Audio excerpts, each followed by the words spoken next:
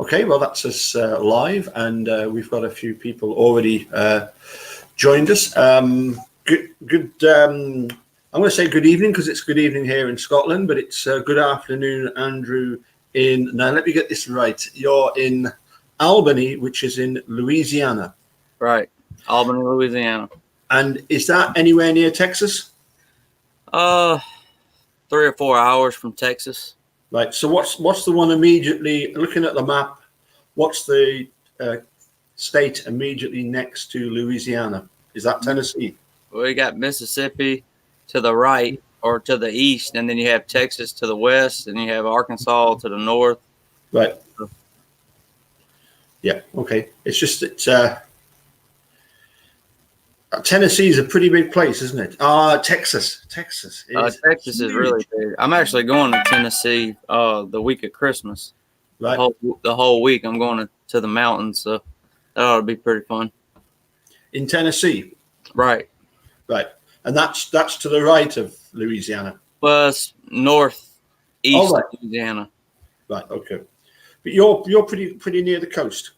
Oh, yeah. I'm not far from the coast at all. I go fishing all the time. Yeah. Yep. Okay. And I see we've got another person joined us. I don't know. Some people picked up on the fact that I put that you were one of the newest YouTubers on Making a Murderer, and we are joined by one of the oldest YouTubers on Making a Murderer, and on one of the Facebook groups, he put this picture of this really old, 90-year-old bloke saying, "I'm not that old." And I said, "I'm in my prime." That was it. I'm in my prime. You certainly are. Well, good evening, gentlemen. Nice of you to join me. How's it going? Not bad at all. I was just explaining to Andrew here that I think that's the Packers now 11-3. Oh, yep. Yeah. So looking good for the Super Bowl, eh? Yeah, they're pulling it together. Yep. They got to get through the Chiefs. All right. Okay. They're looking like the team to beat. Well, even more than the 49ers. Well, they're looking pretty good too, though. So. Yep. But I mean, for KC to impressively beat New England the way they did, yeah, that was. I suppose it just depends on, it's no good starting the season really well. It's how you then finish the regular season. It's always who's playing good going into the playoffs. I mean, that's a huge part of it. Who's getting hot at playoff time? Because that's the thing. Teams have hot and cold spells. And if your team has a cold spell going into the playoffs, you're going to get eliminated into the first or second round, So it's, So, first of all, anything sort of caught your eye in the last week? Anything you've been up to of interest, Andrew? I've just been talking with different experts, blood experts, DNA experts, and then reading through some of the DNA. The lady that testified in Making a Murderer, what was her name? Sherry Culhane, yeah. I just got done reading a ton of her transcript from the trial, and I actually learned some things I didn't know a while ago, that they actually tested blood that from the garage that was Stephen Avery's on 6 swabs, I believe. So I found that pretty interesting that he cleaned up all her blood and left his. Yep. Oh, yeah, and deer blood. And layers of grime from years of building up. Amazing, this cleaning solution that Stephen used. And there must be some very special technique. He must be, like Casey said, a savant. I mean, an idiot savant. I wish they had somewhere to watch the entire trial, because like in the Jessica Chambers case, they had both entire trials on YouTube, but this one you only get bits and pieces. Yes. So, did you get an answer to the question that I submitted? On which one? What is a like roughly a normal amount of DNA that you would get from touch, a touch DNA if you were swabbing it and doing a quantitative test. And listen to Andrew's video. He actually pointed out that you get from a fingerprint, you would typically get, is it 0.6 nanograms, Andrew? 0.65 nanograms. Yeah. So essentially the amount of DNA found on that hood latch would have been as if Stephen Avery had touched it 3 separate times. Okay. So it was high for sure. And well, if I understand what you're saying correctly, because him and I were talking about this, Paul, he just, I think I did see a notification for his video, but I've been really busy. I was out all day yesterday too. Yeah. But we were talking about it. So it sounds like what he was saying is if it was enough to leave a fingerprint, which isn't always the case. You're not always like in a shedding moment. Where you would leave a fingerprint necessarily. So he's saying probably in optimal conditions where you're at the point where you would leave a fingerprint, you would leave 0.6 normally, roughly. That's like, so that's interesting because yes, like you're saying, Stephen left somehow 1.9. Mm-hmm. And so my next question to him, if you talk to him again, is, okay, if somebody does a buccal swab or a groin swab, what amount would you typically expect there? That might be a good question. I actually kind of he kind of elaborated on that, and from a mouth swab, I didn't know that a buccal swab it refers to the mouth. It's so buccal. That would actually give you, a lot higher nanogram or picograms. They measure it in different ways, but that would be a lot higher. But I actually asked him the question, and the growing swab, compared to what he said, the growing swab is more consistent with what was found on the hood latch because he said you would get 2 to 3 nanograms from a growing swab. If I was just swab growing right now. But he said there's different variables, I guess, the shedder status or how sweat, there's a bunch of different variables. Sure. But according to what he said and what he told me, approximately speaking, the amount of DNA on the hood latch is more consistent with a growing swab than it would be a mouth swab or from just touching that hood latch. Right. And that's coming from him. He don't know anything about this case. He don't know what I'm, so he's just giving me his straight up opinion. What I seem to remember was you were saying that if you had a fingerprint, you'd get somewhere between 50 and 100 cells. One fingerprint, you get 100 cells. Yes, and that would be on obviously a surface on which you could leave a fingerprint that you could actually extract that. So yes, you're talking about like say a smooth metal surface or glass surface. But let's not forget the one thing I thought was interesting is we're talking about a smooth surface. The hood latch is very smooth. A rougher surface will grab a hold of more cells. But let's not forget from the time that the hood latch was swabbed, if it was swabbed, if they didn't just swap the swabs out and relabel them, we're talking 6 months. So you have degradation is involved in that. So if you was reading 1.8 in April, there's no telling how much was actually planted. Oh, it was real on it in, following that. All right. Might have had a lot more there in November. It might have had a lot more. Right. It could have been, let's say they actually swabbed the hood latch and that evidence was planted, then they could have, it could have been more consistent with a toothbrush or something like that. But the theory that goes around is that they just relabeled the growing swab. Right. That's really more consistent, especially since they didn't have any black residue on the swab itself. It was completely clean. Right. Absolutely. And I mean, the thing is that they knew that the battery had been disconnected because the car wouldn't start. So therefore they knew whoever was the last person to drive that vehicle must have disconnected the battery. So therefore, why not swab everything that would have been touched anyway? Why not test for as we know, all the parts that are that would have been touched. Now, I want to look a little bit at the. Well, first of all, the key, but in actual fact.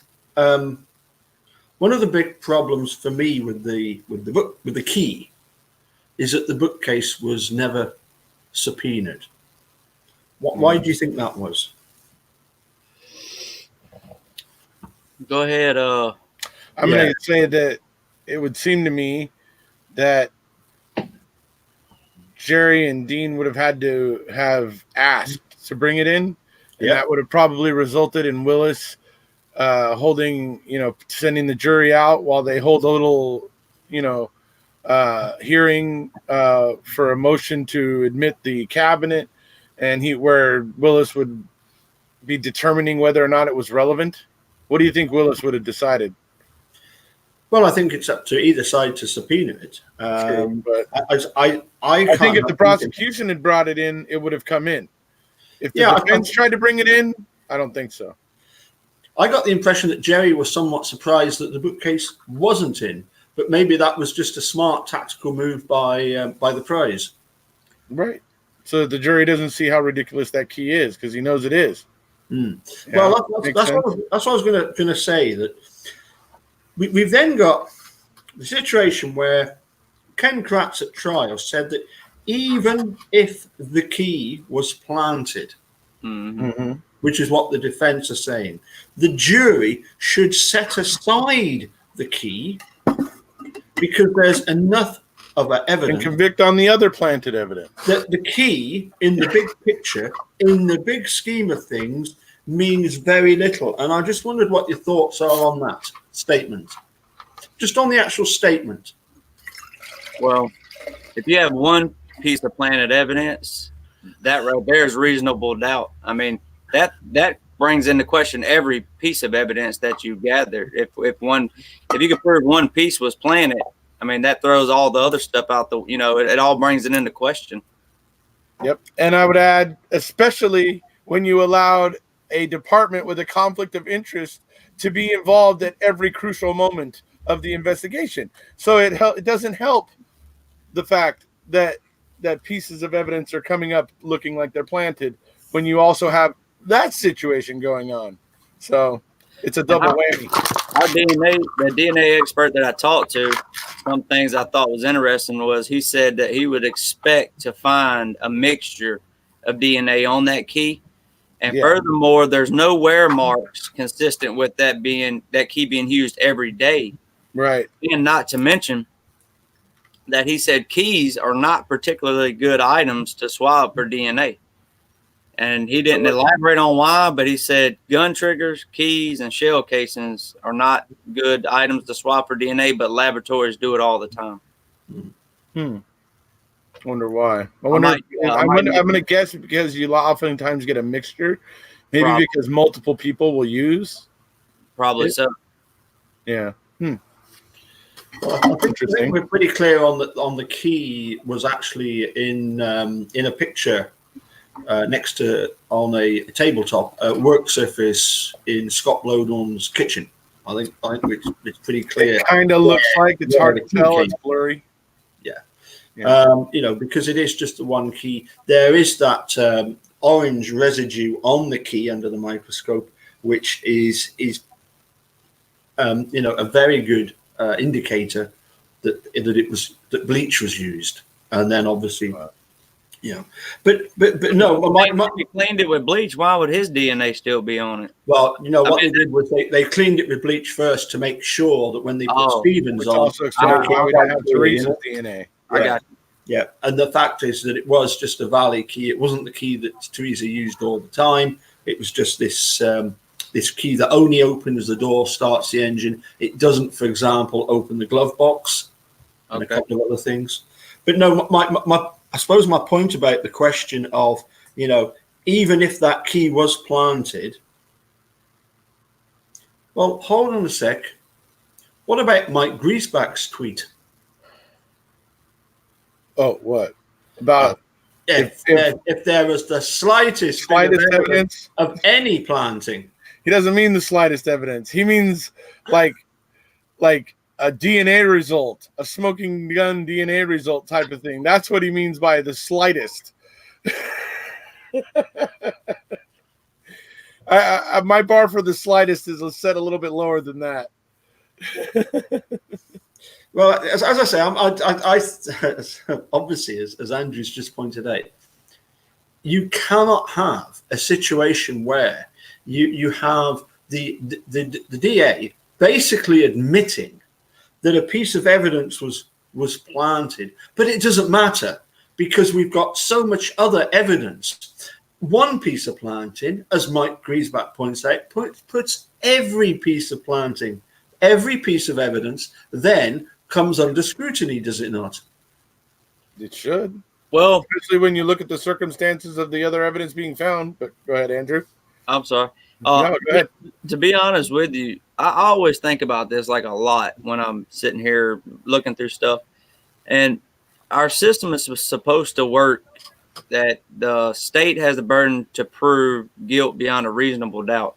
And even if you know, in other words, if Stephen Avery did do it, if you can convince me that he did do it in some other setting, there wasn't enough evidence to prove his guilt. I mean, there were so many doubts, so much reasonable doubt. And so to me, I thought the lawyers did a pretty good job of, proving all of this. And apparently the jurors did too, because if I'm not mistaken, didn't 7 of them, when they was first polled, said not guilty? Yeah. And I'm still confused how you can go to sleep at night if you really felt that he was not guilty. And then, knowing that you swapped over and voted guilty. I don't know how you could lay your head down at night. There was a lot of BS going on in the jury room. I'll tell you that. You don't go free in that situation. You just get an opportunity for another trial. So it's not like, that's why it's important to prove, okay, well, they haven't presented beyond a reasonable doubt, so I'm going to vote not guilty, and then they could just retry him, It's not like he would have just completely walked free because the other people that was going to vote guilty, it would just been a hung jury. Yeah, that's just it. They could have hung it. But like I said, something was going on there because we know that there was the one juror who was like a father of an officer or deputy or whatever, that he was being very persuasive towards people who believed Stephen might be innocent. So if that was allowed to continue, who knows what the hell happened in that? You just got to believe in that situation that, I got to believe that I wouldn't give in no matter what. I mean, can't nobody do you no harm in a deliberating room. I'm not giving in. I've already dedicated this much time to the trial.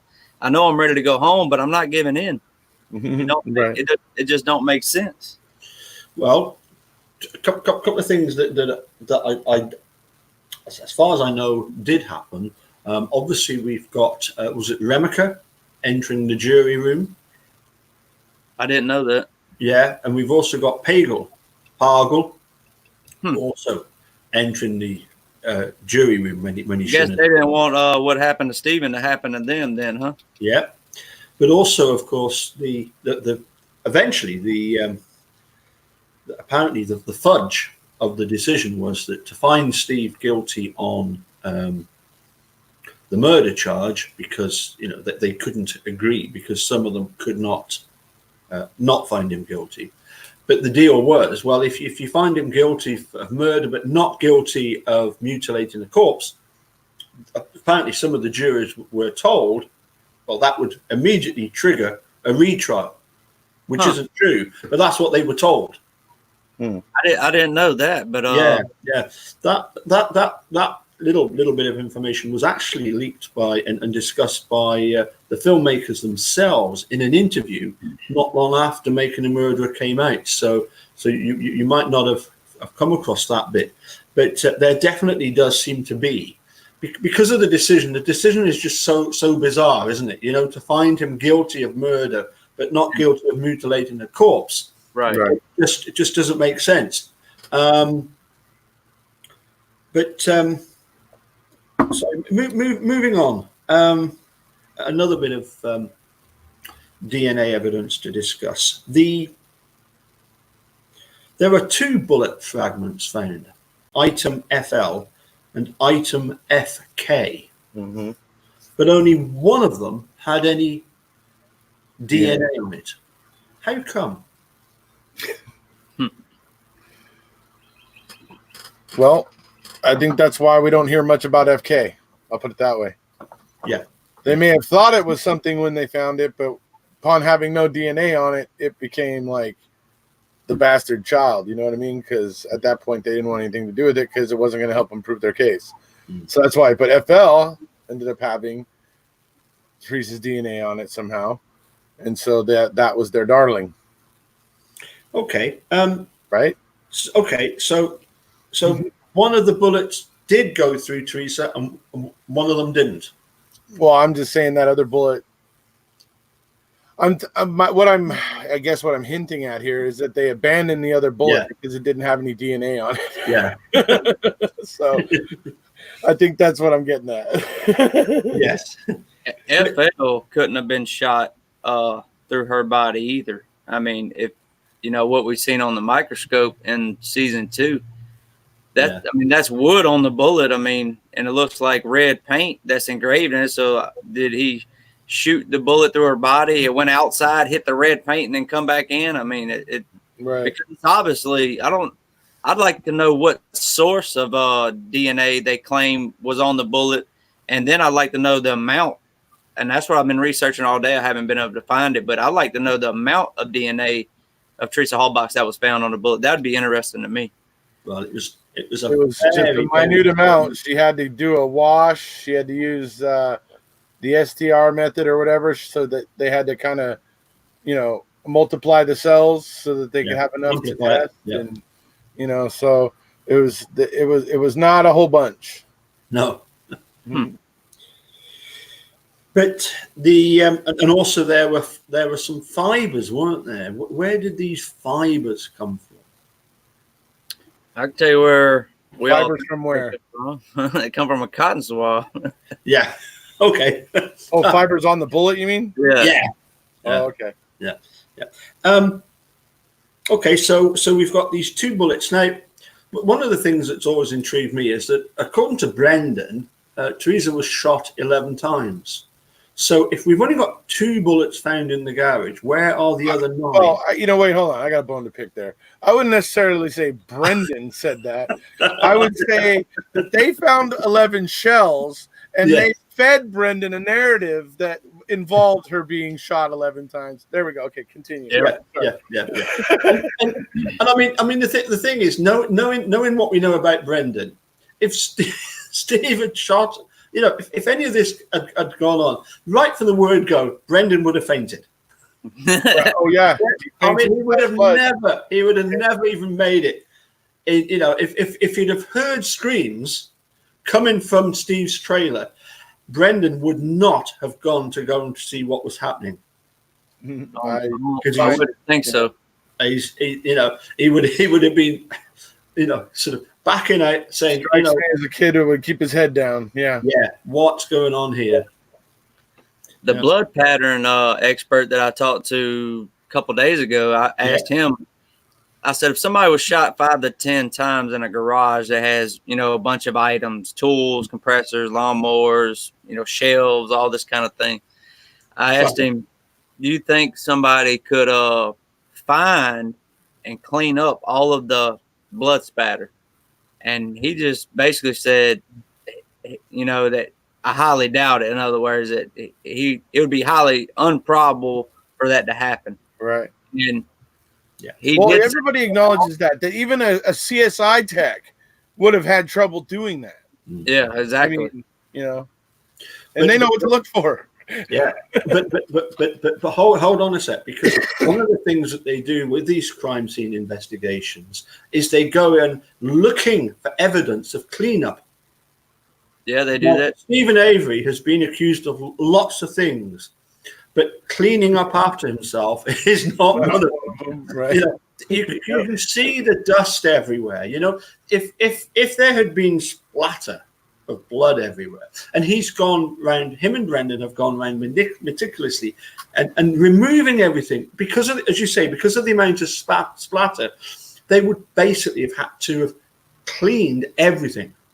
Right. Did you just say splatter? What did I say? Spatter. It's spatter. I say that too all the time. I understand the inclination to say splatter because really, essentially, it is the same thing. But No, Al, it's the season. But when it comes to blood, spatter. Sorry, spatter. So we move on then to the fact that of the DNA that was found only on item FL, it was nucleated cells. Red blood cells don't have a nucleus. Could you explain that for me? Oh, well, it's white blood cells, essentially. That's, and those of you who remember Scooby coming on my channel, she kind of explained that. Right. When they go in, when they take a sample of your DNA, what they're sampling is the white blood cells. Right. The white blood cells are the ones that have a nucleus where they can get the DNA reading from, essentially. Red blood cells don't have a nucleus, so that's you can't get DNA from there. Now, she also explained the other place they get DNA in your when they're doing a DNA is they can test the mitochondrial DNA, and that is actually it's a DNA strand that's in the mitochondria of all of your cells, basically. Okay, so that's interesting because what she says is per a drop of blood, I think it was, whatever it was, you'll get anywhere from 1,000 to anywhere, I think, from 500 to 2,500 cells. And then in each cell, you have anywhere from like 1 to 5,000 mitochondria. So that's why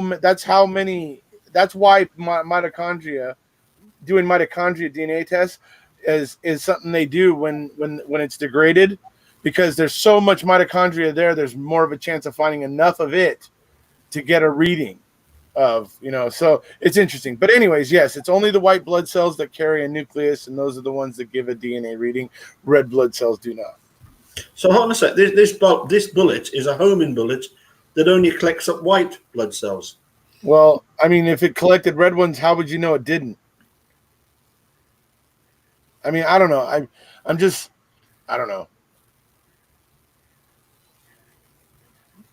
One of the issues we all have is that we don't know where this DNA came from, but we do know that when Sherry Culhane was testing this bullet, that she still had all of Teresa's personal belongings that had her DNA all over it at her workstation. Yeah. So, I need to get a clear definition of what nucleated means. If that just means that what was left was the nucleated stuff and the red blood cells had just deteriorated and were gone, or, I don't know. I mean, or if it means there was only nucleated tissue. That would be, for me, it could have been cells from going through the tissue as well. But I actually asked the blood pattern expert, if a bullet was shot through a body, would you expect to find blood or tissue or bone, anything like that on or embedded in the bullet? He actually said no. I'm not sure why he said no, but he said that's not always the case. So, I mean, I guess there's a bunch of different sources of the DNA that could have been on the bullet other than blood, if it passed through a body. But 22 bullets don't typically go through the body when shot. That's one thing I thought was interesting. They also don't enter the skull, and they usually don't exit. Right. They rattle around inside. And so the place where they should have found the bullets would have been in Stephen Avery's fire pit. Right. Exactly. Well, that's what I'm thinking. Embedded in bone or in the fire pit, because we found that the rivets, 5 of the 6 rivets from the gene. Yeah, they found some of those. Yeah, those are about the size of a slug, a 22 slug. Yeah. So. And also, is it not the case that one of the experts said that under X-ray examination there was evidence of lead in the supposed bullet wounds in the skull fragments? I don't recall. That'd be a question for. Okay. Yeah. That was what you're referring to is that, Chris Palahniuk he wants to get the skull fragments underneath his microscopes at microtrace, I think, because he believes he sees something in the radio spectrography, I think, which is probably along the lines of what Paul's suggesting. Well, no, sorry, I'm going back to the state actually presented evidence that one of their experts had said that there were trace elements of lead. Oh, yeah, Heisenberg was saying, yeah, and that's true. And then I think Chris Palahniuk sees something in that radio spectrography that I think he has a different opinion than the state on it, and he wants to get it under his microscopes though, so he can be sure. So he wants to get hold of the skull fragments to look at them. Yes. Yeah. Okay. That was one of the things that they were bargaining for back before Judge Sukowitz denied the original motion.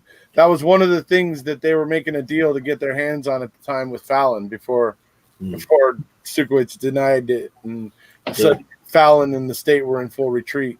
Yeah. There was like a vapor trail. Yeah. Before the rug was pulled from under their feet. Yeah. So actually, perfect timing. I was going to ask a little bit about Angie Sukovich, but first of all, what are we making of Dream Killer? Thoughts on Dream Killer? I did a video about it. I just think it's interesting how similar the case is to Brendan's. Yeah. And how some of those same tactics, and it's not becoming clear to the justice system yet that those tactics are not proper, and they're not ensuring that we get the right results. They are basically, taking young kids in the criminal justice system, and they're shoehorning them into convictions because they're just not, mature enough and worldly enough to defend themselves and hold their own. In fact, a lot of adults can't even do it. In fact, Henry Lee Lucas admitted to 600 plus. Right. Yeah. I haven't watched that yet, but those of you who haven't should go check out this Confession Killer thing. I plan to do it tonight, I think, when I get done. But the things I got to do. But those of you who haven't, go check it out. That's what Paul's talking about. It's interesting. Yeah. Well, it was Walter T2Cs that first mentioned that to me. Mm-hmm. Yeah. And I think it's absolutely brilliant. I thoroughly enjoyed it. I'm hoping, as I've mentioned earlier, that I might be able to get Vic Fazell to join me for a chat sometime next week or maybe over the Christmas holidays. We'll wait and see on that. I should have given you a little bit more direction. I was meaning in particular the performance of Kathleen Zellner in Dream Killer. What were your thoughts, Andrew, on the performance of Kathleen Zellner?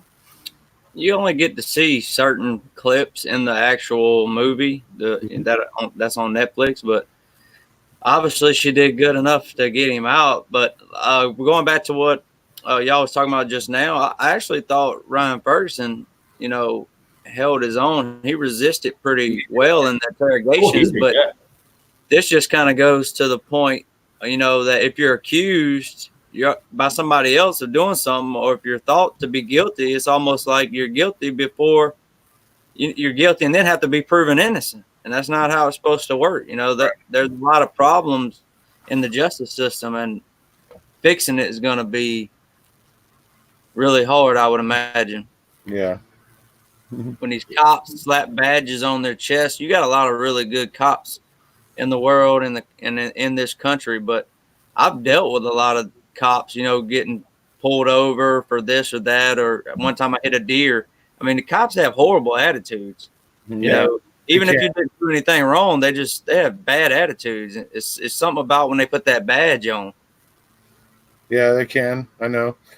It's and they think their job is crappy too, just like the rest of us kind of think about our own jobs. Yeah. So,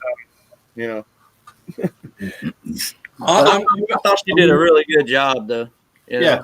There's a whole bunch of her in there, but yeah. I'm reminded of a detective by the name of Massey, and I've seen that much stuff, and I can't remember exactly which documentary it was in, but there was a colored guy called Massey who said that for a conviction, the bar is 100%. To arrest somebody, it's only 51%. And that was the thing, isn't it? If you can arrest somebody, even on this bogus Chuck Erickson confession, then Ryan is, it's like Steve says, to be accused is to lose. Was it Steve or was it Dean? Dean Stranders. Dean has said it, actually. Yeah. So I really what I wanted to ask you was, Kathleen Zellner was able to ultimately win the Ryan Ferguson case, even after the setback of the evidentiary hearing, where the judge was just so stupid about his decision. He was just defending the sort of the circuit court, if you like. Was defending his colleagues as he, people like Kevin Crane was a clearly, somebody that he knew very well, and lauded him up on the stand and everything. And clearly, the judge there was very much in favour of the state. Right. But we got Kathleen Zellner to, obviously she was successful in the sort of like the oral arguments in front of the bigger court, wasn't she? Right. Yeah. Okay. But also we've got Kathleen Zellner persuading the guy Jerry Trump. Yeah. Come clean. Yep. We've also got her in the very first case. Was it the Eiler case? What was that one? Larry Eiler. She didn't get him out. He brought her on to get him out, but she realized he was actually guilty. Yeah. So she wouldn't do it. But she ended up talking to him and getting him to admit all of his crimes to her, so that she could then share that after he had died. Yep. But then we've also got the situation where in one of her other high-profile cases, she went 50 times to visit the killer, the lady the woman that had shot an 80-year-old farmer, and managed to get her eventually to admit on the witness stand that she had shot this guy. It was a case in, I'm sure it was actually in Illinois, wasn't it? But it was in one of the other counties. So my question is this, right? Sorry, it's taken me a while to get to. But if let me first of all start by saying that going back to one of the things that we were discussing earlier, even some guilters accept the fact that Stephen Avery deserves a retrial. There is just too much doubt. There's just overwhelming doubt. There's not 80 more things. There's 180 more things. There's 1,080 more. There's just so much that's wrong. Even the guilters, some of the guilters, like for example, Thomas Hentz, even he admitted to me that he probably deserves a retrial, but I think we'd be happy with this evidentiary hearing at this point.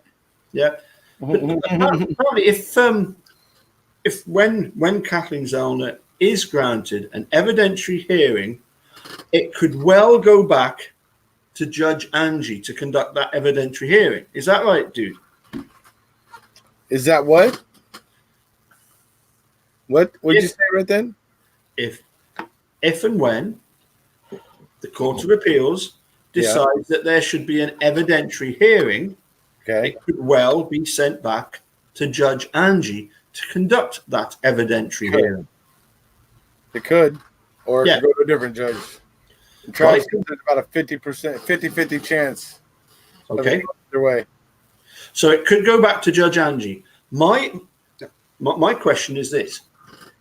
Is it just me being sort of half glass full sort of guy that thinks, hold on a sec, Kathleen Zellner has a track record of shifting opinion? No, she does. She's a great attorney. Yeah, but look at what happened in Ryan's case. Mm-hmm. Yeah. Look how long it took her just to get into court because they were trying to challenge the fact of whether or not she was an attorney in that state. Yeah. At first. I mean, it's like, she had never experienced that before. but she's experiencing it now. They're going to have to get it in front of a different judge for sure. Whether it's through appeals or something, because I don't think they think. I'll have him explain that for everybody. He actually says that when it goes back to the judge that's been denying it, if they remand it back with specific, instruction and stuff, that usually at that point the judge takes it seriously. He said, but it's a 50-50. He said sometimes they will do that. Sometimes they'll send it to a completely different judge. It just depends on the way they feel that day, I guess. I don't know. Okay. Let me just take you back then to just after Scooters denied Brendan. Yeah. I sent Stephen Drizzen an email in which he replied to me. I think it was one of the best emails I've ever had off anybody.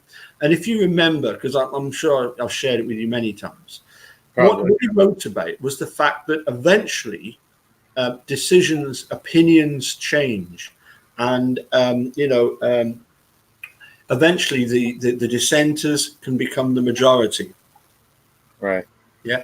So what I'm sort of asking is that, or possibly suggesting is that even if it went back to Judge Angie, given the fact that she is going to be having so much evidence presented by Kathleen Zellner that the state can't refute, is she eventually going to decide, hold on a sec, I am absolutely fed up of trying to defend these colleagues. To me, she comes across.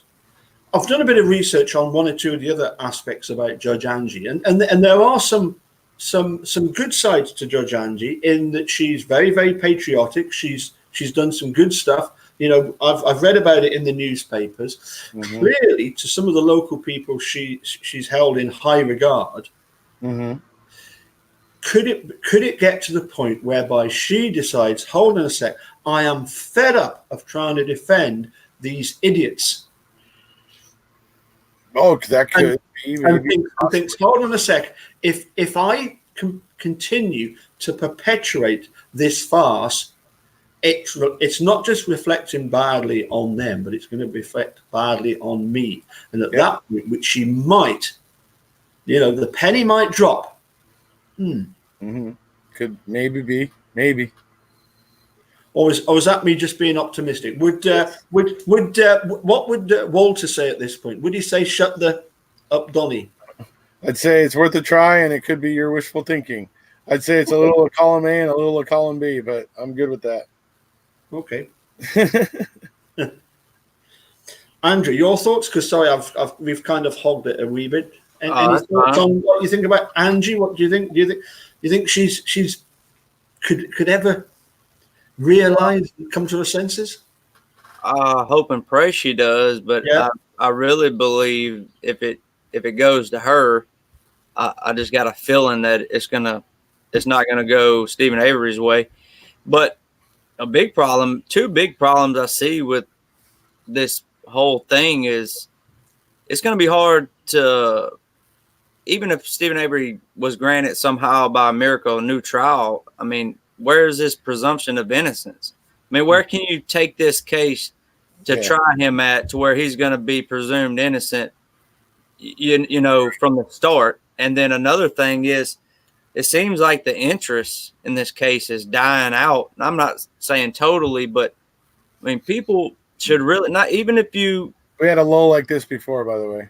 Even if you think Stephen Avery is guilty, even if you're somebody that thinks Stephen Avery is guilty, a lot of these things we're talking about need to be something that we all talk about as far as, in the justice system. There are serious things that need to be corrected, and like we talked about one day, I don't remember when it was, but EDPA needs to be repealed or amended because from everything I understand about that, I mean, it takes away our rights, and, it's just absurd.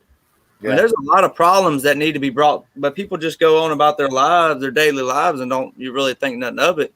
And there's no telling how many innocent people sitting in prison, Absolutely. AEDPA is a troubling thing. I mean, it's one thing if they wanted to rob terrorists and people on death row, of their habeas rights. I mean, even though I fundamentally think it's a bad idea to take them away from anybody, but to rob regular, ordinary Americans who don't fit those, who don't fit that description of being a terrorist or on death row, and to rob them too, it's partially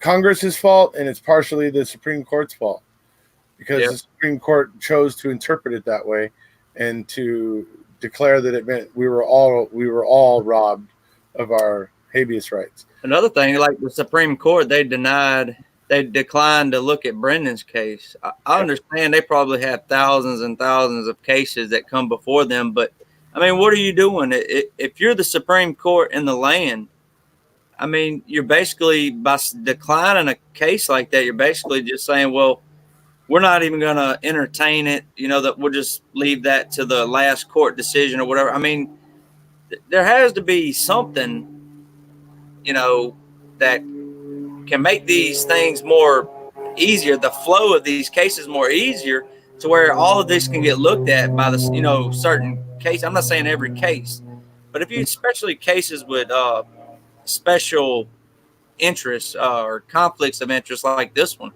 I mean, I don't understand why the Supreme Court chose not to even hear this case. Yeah. Well, it's troubling. I'm sure they took on plenty of cases where a couple of corporations were fighting with each other over something. You know what I mean? I'm sure they took on plenty of cases like that, but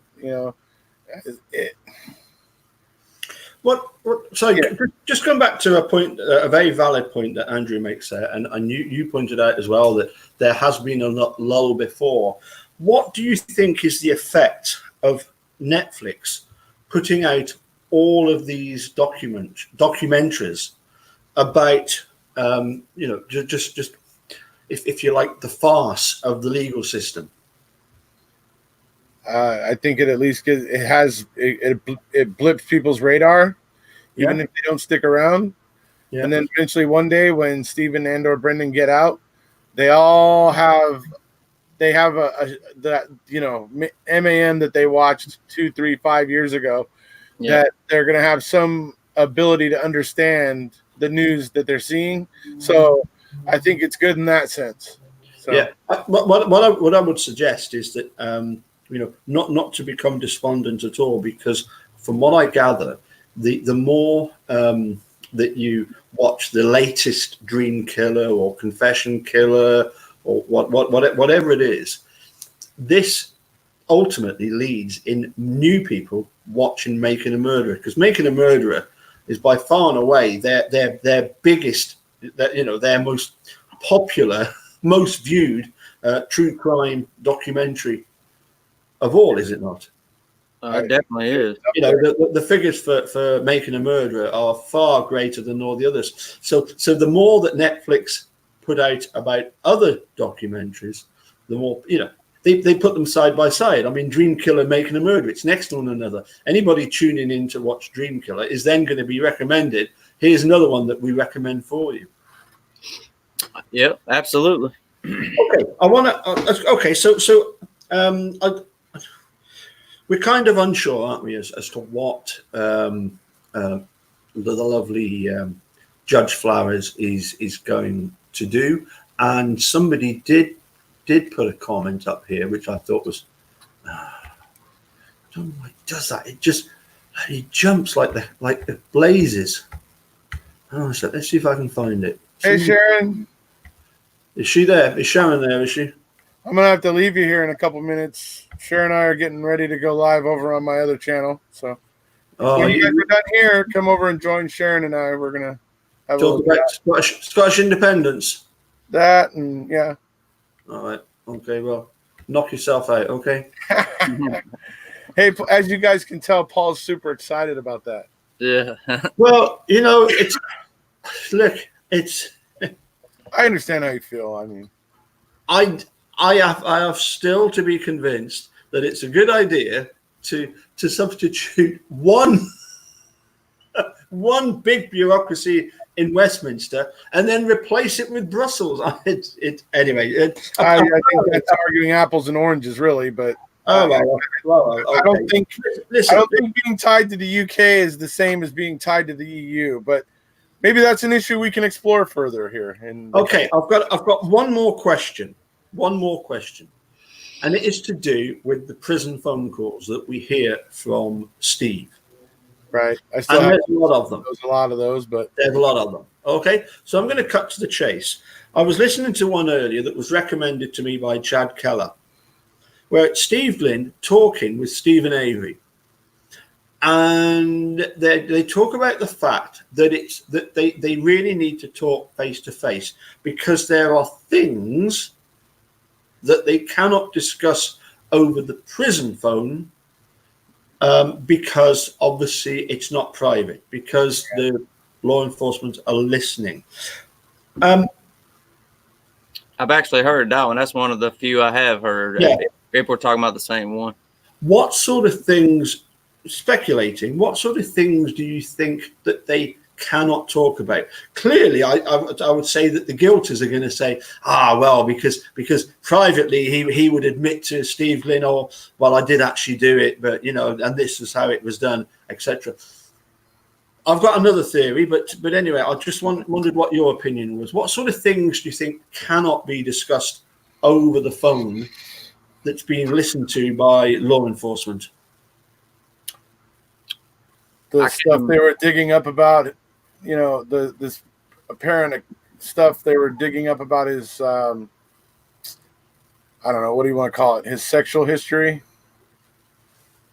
Yeah, there were many things they could not want to talking, over the police, the recorded phone conversations about. Right. The lawyers would have wanted not, wanting to admit that he did do what he was accused of, but I find it. I want to talk to him about it, but so that they can form a defense about it or decide how they want to handle it and everything, but not to want to do it over the prison phone so that the state is privy to the entire conversation. Exactly. I mean, I could see that as a possibility. Well, you would never want to, especially your history with the law enforcement, you wouldn't want to be given any information over those phone calls at all. Right.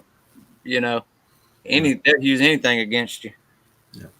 No, I just wondered if there were things that he would say about family members that he wouldn't want to do over a phone call, that he would prefer to discuss face to face with his lawyer.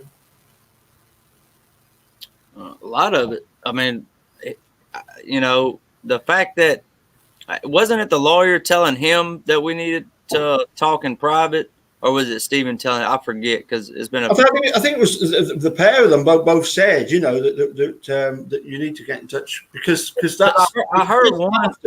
The call I heard was I remember Stephen saying that. Well, yeah, about the bonfire. Yeah, me and Brendan was at the bonfire, or whatever, blah blah blah. And then I remember the attorney was telling him, "Well, look, let's talk about this in private." Yeah, or whatever, because it sounded like the lawyer was kind of getting worried that maybe Stephen knew more than what he was leading on. So I think it sounded like he was shutting him down. But I mean, we don't know that for a fact. But that's just that one conversation that I listened to. But the lawyer was just saying, look, this is not a conversation we need to be having over the recorded calls. So. Right. I imagine that was a consideration they had to think about a lot because obviously we know that the investigators were looking for and willing to twist anything they could.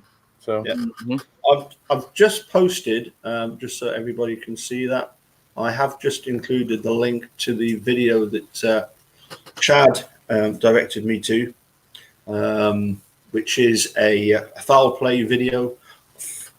Dated. Let me find out what date that was. How old was you in that picture, Mr. Paul? Sorry? How old was you in that picture right there? That one there. That would have been. I know exactly when it was. It probably 5 or 6 years ago, I'd say. Okay. Yeah. But no more than 7 or 8 years ago, but maybe, yeah. I'm gonna go with 5 or 6 years ago. 2 years before MAM. Yeah, quite possibly. Quite possibly. All right. Yeah, quite possibly. In fact, let me. Yes, it was a foul play video. It's a Stephen Avery call on the 2nd of 16th. No, damn it. This Americans put it the wrong way around. 2/16, which is the 16th of February. Yes. 2006 at 9:49. I'm gonna definitely listen to it after we get Yeah. off. It's one of the things that Chad points out was that Glyn still tells Stephen it's good to have the Holbachs suing because Dean and Jerry could do a deposition on any of the cups in the criminal case. Oh, that could be why that went away so quickly. That I didn't think of that. Oh, that's interesting. Yeah, That's very interesting, actually. What am I trying to click on? Yeah. Okay. Certainly, I suspect that yes, it's a case of they don't want to give away too much strategy. Although the strategy is mentioned in that particular phone call, I just think it's to do with the fact that for one thing, Steve doesn't want to give too much information about what he's heard and who he's heard from. As to the planting, so that they don't know too much. But as I say, I wouldn't be at all surprised if it did a little bit about his sort of immediate family as to thoughts. Yeah, I think I was talking about a different one because I've heard so many. It all together in my mind now, but it's hard to keep them separate. But the one I was talking about, I think it was earlier on than that. Sure. Okay. Well, yeah. Certainly, I've tended to focus on the anyone that has a journalist talking or the lawyers. I think are particularly interesting, hopefully, I think Millbilly was saying that he's happy to join me again next week at some point once he knows when he's able to. So we can maybe get a bit more insight on some of the sort of latest things that we hear from the various phone calls. Listen, dude, I'm going to let you go off and sort out Scotland's problems.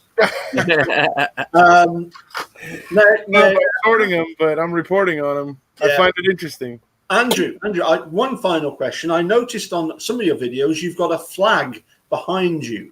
Right. I wasn't too sure. Is that a flag of your state?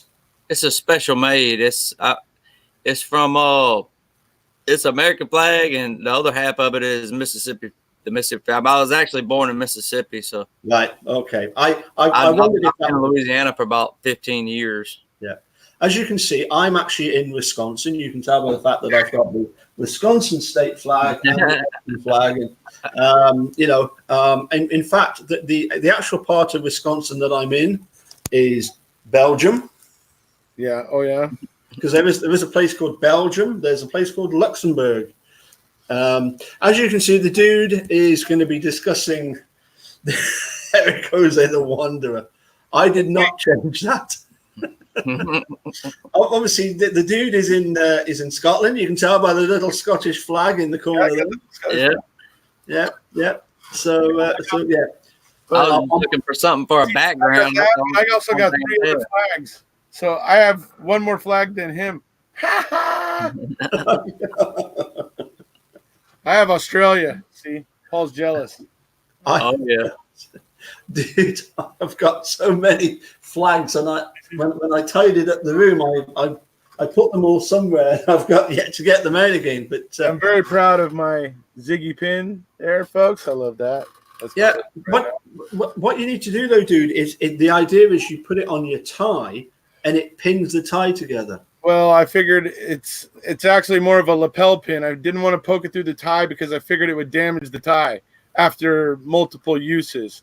I figured it would start to fray the tie where it pokes through. So I was kind of I decided I didn't want to do that. Oh, okay.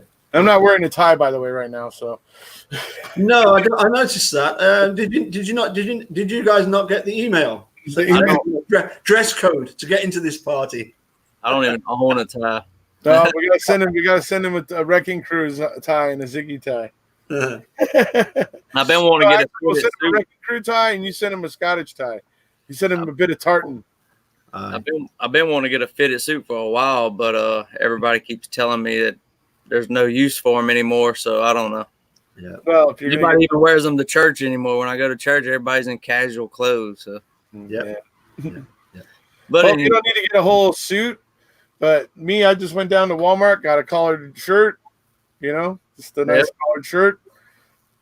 Ties are anywhere from, I don't know, depends where you're buying your tie, but you can get the Wrecking Crew one. I think it's about $24. No. Whoa. What are you having on about? How much were they, Paul? You remember? I'm gonna do what I remembers, because they're frugal. I'm gonna do what I did with you to begin with. I'm gonna ask for Andrew's address, and I'm gonna send him one of my own personal ties. I'll wear it in the next live chat. Yeah, well, it might take a bit longer than that to get to you. He sent me a couple. Let me see, where are they? Here they are.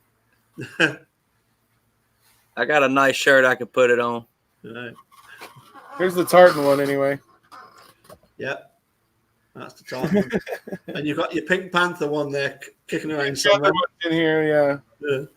I keep the ties, the collared shirt and the ties I keep in here in the studio. Yeah. Okay, right. Andrew, pleasure once again to have you on. We've suffered you, so it's not been too bad. Yeah, okay. Hey. All right, well, I wander on. See you, folks. Let's enjoy your chat with the lovely Sharon, and thanks again for joining us. Very lovely, the wee Sharon. Okay. Okay. You know the routine. Say cheerio. It's goodbye. So that's bye from me. Bye from me. And it's goodbye from them. Bye, folks. No.